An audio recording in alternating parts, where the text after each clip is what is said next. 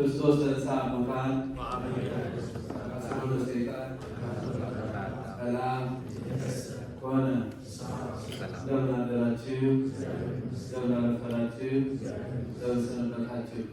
የቸርነትና የምሕረት የይቅርታ እግዚአብሔር ሁላችንን ከያለንበት ቦታ ሰብስቦ በዚህ ቅዱስ ስፍራ ስሙ በሚጠራበት ክብሩ በሚገለጥበት በቅዱስ ቤተክርስቲያናችንን ያሰባሰበን አምላክ ስሙ የተመሰገነ ይሁን። እንግዲህ ዛሬ ያው ብዙን ከዓመት በዓል ማግስት ትናንት ደግሞ ሰርግም አለ። ያ ሁሉ አንድ ላይ አደካክሞ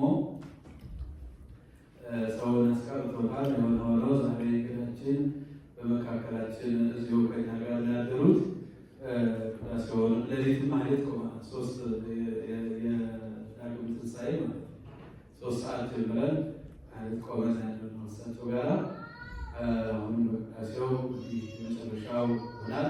ከዚያ በኋላ ትምህርት ካስተማሩ በኋላ ወንጌል አለ፣ እሱን የሚነበብ ወንጌል አለ፣ ዜማ ዜማ አለ። ከዚያ ጥሮ በዚያው አያይዘን አንድ ላይ ዛሬ አንደኛ የጸሎተ ሥላሴ 12 ቀኗ ነው። እንግዲህ ነገር ነው ዛሬ ነው። ሁለተኛ ደረጃ ደግሞ የትምህርተ ማርያም የመግደላዊት እናት ባለፈው እዚህ ለ3 ሳምንት ያህል አገር ቤት መጥተው እንደመጡ ታመሙ።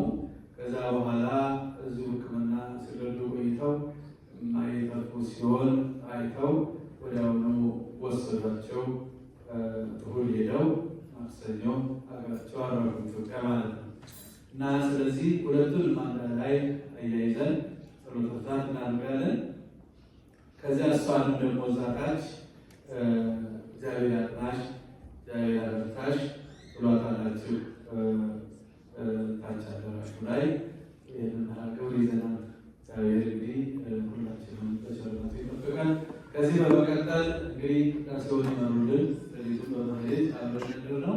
ትናንትና እንደዚሁ መምህራችን ርዕሰ ደብር ኃይለ ማርያም